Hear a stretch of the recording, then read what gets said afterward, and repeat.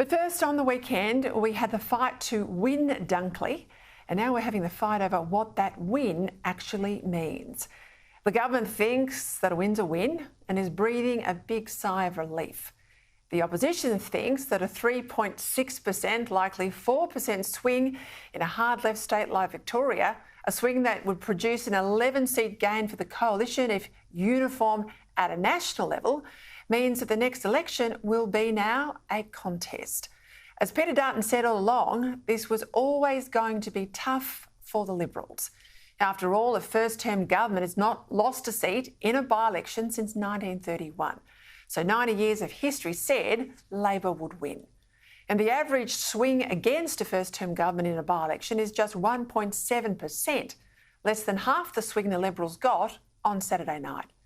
Now, given that Albanese is still a first-term Prime Minister, this is a first-term government, and they've just showered the electorate with cash, albeit via a broken promise, Peta Credlin and his team should now be confident that they can be competitive at the next election. After all, this is a government that's jeopardising Australia's security and our prosperity. It's failing to contribute to the allied strength needed to stand up to dictatorships on the march, whether it's the Russian militarists in Ukraine, the Islamists in the Middle East, or the communists across the Taiwan Strait. And the Albanese government's emissions obsession means your electricity bills are going through the roof. And their union loyalty means that productivity and ultimately your standard of living is going backwards. The strengths of the Liberal campaign in Dunkley were that they had a good candidate in local three-time Mayor Nathan Conroy and a focus on sending a message to Canberra about cost of living. Personally, I reckon there could have been more of a focus on Labor's coming carbon tax on cars, those emission rules for car makers that are going to make ute drivers subsidise EV drivers, even though most EVs are still actually coal-fired powered cars. Still, Dutton can be reasonably satisfied that his message is resonating with aspirational Australians. As the election analyst, former Labor Senator John Black reported today in the Financial Review, male construction workers and tradies more broadly swung to the Liberals.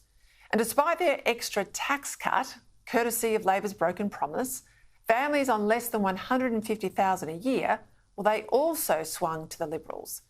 Now, wealthier booths, they went the way of Labor, in further evidence of the global tendency of poorer people to vote more and more to the right and richer people to vote more and more to the left.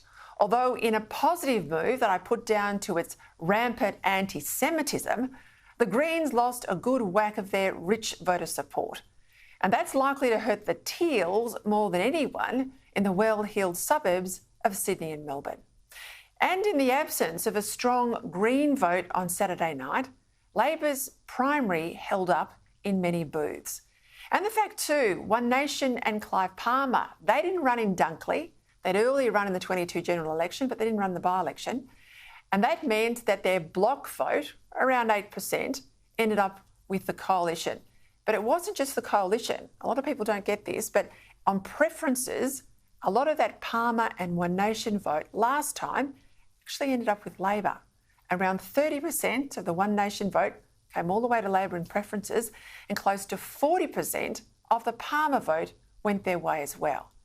Now, in the end, as we know, it was a Labor win, a Labor hold, despite that swing to the Liberals. Now, that says two things to me.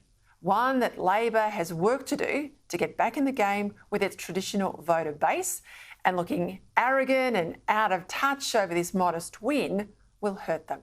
Second, Peta Credlin and his team, well, they need to continue sharpening their policy differences with Labor, because elections are a contest and good leaders sharpen the choice for voters. Plainly, Dutton and his team have decided that they really want to take the fight up to Labor over power prices. We saw that today in the media. Reports that the coalition is expected to release a full policy on nuclear energy around the time of the May federal budget. Now, Dutton is right to think you can't beat a first-term government simply by attacking its failures. You've got to show how things would be different and better if the voter was to change the government. Mind you, it won't simply be enough to announce that a coalition government will remove the ban on nuclear power. Voters will want to know what's going to keep their power prices affordable and reliable now, not in 5 or 10 years' time, which is the time frame for nuclear. That said, Labor's attack on the coalition over nuclear is already looking lame. Today, the Prime Minister said that nuclear might work in other countries, but he says it could never work here. Prime Minister, can you see any circumstances whereby you would ever change your mind, as others have, Bob Carr being one of them from the Labor side, where you would ever change your mind on nuclear power? Well, it doesn't add up. I think nuclear power can work overseas and does work. I've got no problem at all. Now, look, if it's fine in France, which gets around 70% of its power from nuclear, if it's fine in America and Britain, they get about 20% of their power from nuclear, and fine in dozens and dozens of other countries around the world and growing, why are we so uniquely incompetent that it could never work here in Australia? Especially if it can work in our nuclear-powered submarines that Labor says it supports.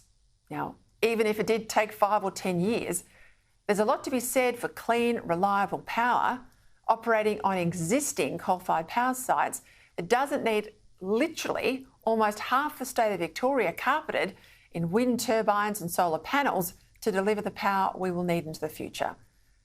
For the first time in a long time, after Saturday night, it feels that in Canberra at least, there's fight in the Liberal dog.